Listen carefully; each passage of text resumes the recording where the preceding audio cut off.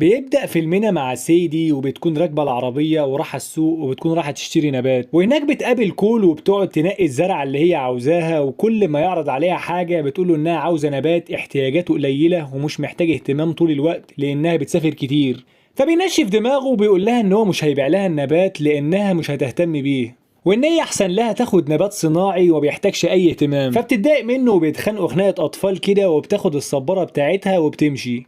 لكن صاحبة المحل بتقول له انت ازاي عملت كده، انا كنت شايفه ان انتوا لايقين جدا على بعض. وفعلا بيكون في قبول من ناحيته، وبيروح لها العربيه وبيعرض عليها ان هم يشربوا حاجه مع بعض، وبتفضل تفكر شويه وبعد كده بتوافق. وبيقضوا بقيه اليوم كله مع بعض وبيروحوا متحف واماكن كتير. ولما بيرجع البيت بيحكي لاهله عنها وبيكونوا فرحانين جدا لانه اصلا خجول وعنده مشكله في انه يخلي علاقاته تستمر. وتاني يوم بيبعت لها كتير لكنها مش بترد وبتختفي تماما. وبعد كده بيجيله ضيق تنفس لان عنده مشكله، فوالده بيقول له يستخدم البخاخه، لكنه بيفتكر ان هو سابها في شنطه سيدي لما كان معاها، ولانه بيعرف يتتبع اي حاجه شخصيه خاصه بيه بيعرف مكان البخاخه وبتكون في لندن. فاهله بيفضلوا يتكلموا معاه وبيشجعوه يروح لها ويفاجئها، وبيسمع كلامهم وبيروح لها. ولما بيوصل بيلاقي مكانها قريب جدا منه وبيحاول يروح لها، لكنه في اللحظه دي بيطلع عليه عصابه وبياخدوا منه الشنطه وبياخدوه معاهم. ولما بيفوق بيلاقي نفسه في مختبر مليان حشرات سامة بكل أنواعها،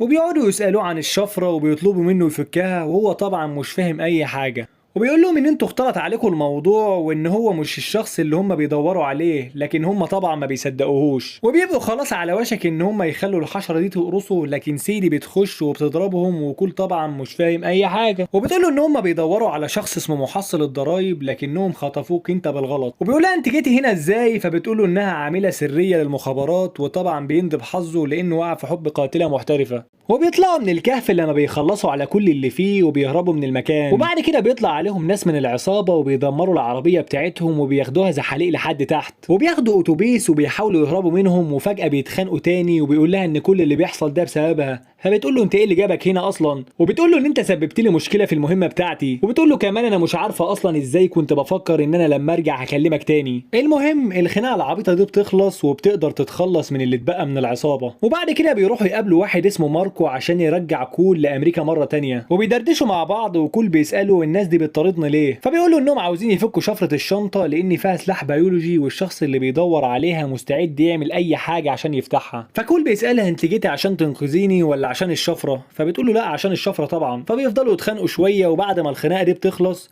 بتدي فلوس لماركو عشان يرجعوا امريكا. وبياخد كول وبيقول له ان المكان ده اكتر مكان امن في المنطقه وما تخافش من اي حاجه. وطبعا لان المكان امن جدا بيظهر واحد صياد وبيرقع ماركو واحده في نص دماغه وبيوقعه على الارض وبيثبتها هي وكول وبياخدهم وبيمشي. وبعد كده بيظهر صياد تاني وبيضربه وبيثبتهم هما الاتنين وبياخدهم ويمشي. وبعد كده بيركبوا العربيه وبيظهر صياد تالت وبيلف له رقبته وبيموته، بس ده بيكون ذكي شويه وبيحط لهم جهاز زي صاعق كهربي وبيشتغل بالخاتم بتاعه وبيخرجوا من العربيه وبيمشي شويه. فبيجي الصياد الاولاني وبيخبطوا بالعربيه وبياخدوا الخاتم من ايده وبيركبوا العربيه وبيهربوا. وبعد كده بيتكلموا وبتقول له ان معنى انهم باعتين ورانا صيادين انهم معاهم الشنطه بس مش معاهم الشفره.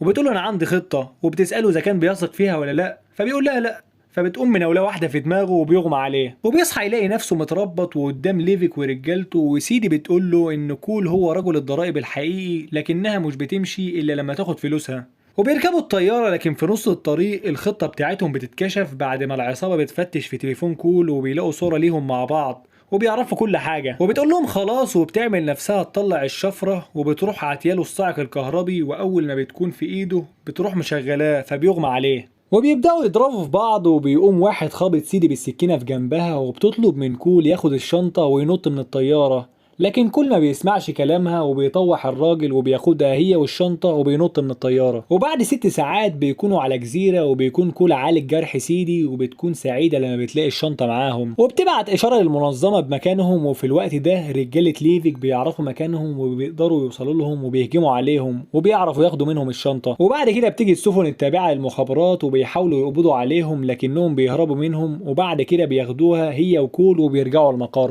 وبيحطوهم هما الاتنين على جهاز كشف الكذبة عشان يتأكدوا ان كول مش جاسوس تبع العصابة. وبعد كده سيدي بتقوله انها غلطت لما انقذته على حساب المهمة، والجهاز بيأكد انها بتقول الحقيقة فعلا وبيتخانقوا تاني. وبعد كده بتيجي المديرة وبتقول لسيدي انها موقوفة عن العمل، وبعد كده العميل جاكسون بيوري كول صور للعمليات اللي سيدي نفذتها وبيقوله انها بلا مشاعر وانها ما ينفعش يكون بينهم علاقة. لكن كول بيشوف نبات في صورة من الصور وبيقول لهم انها نبتة كانت بتستخدم من قبيلة الازتك، وان التسلسل الجيني للنبتة دي هو الشفرة السرية. وحاجة لازم نعرفها عن الموضوع ده وهو ان الشفرة بتتكون من 4 اجزاء. فسيدي بتقترح عليهم انهم يبعتوا الجزء الاول من الشفرة لرئيس العصابة، وكأن رجل الضرائب اتقلب على المخابرات.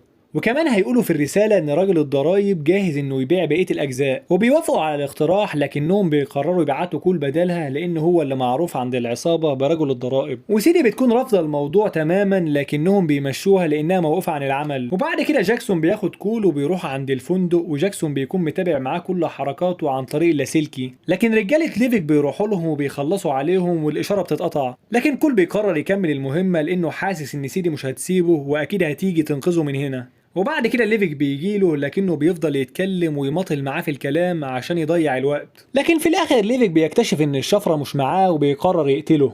وفي اللحظة دي بتظهر سيدي وبتتفاوض مع الشخص اللي مشغل ليفيك وبتقول له ان الشفرة معاها وانها هتديها له مقابل 10 مليون. وطبعا بيوافق وبتحول له ال10 مليون، فبتفتح له الشنطة. بس ليفيك طبعا ما بيسكتش وبتبدأ بينهم العركة وبيبدأوا يضربوا في بعض، وبنلاقي كول بيضرب فيهم عكس الأول وبيحاولوا يضربوا عليه نار لكن بتيجي في مولد الكهرباء والمكان بيدور بيهم. لكن سيدي طبعا ما بيفرقش معاها وبتفضل مكملة وبتخلص على بقية العصابة. واحد من العصابة بيهجم على كول لكن كول بيخلص عليه وبيروح لسيدي، وهنا بيقدروا يخلصوا على ليفيك وبتنتهي المهمة بنجاح. وبعد كده بيرجعوا البيت وبيعرفها على عيلته، وبكده بينتهي الفيلم. سلام.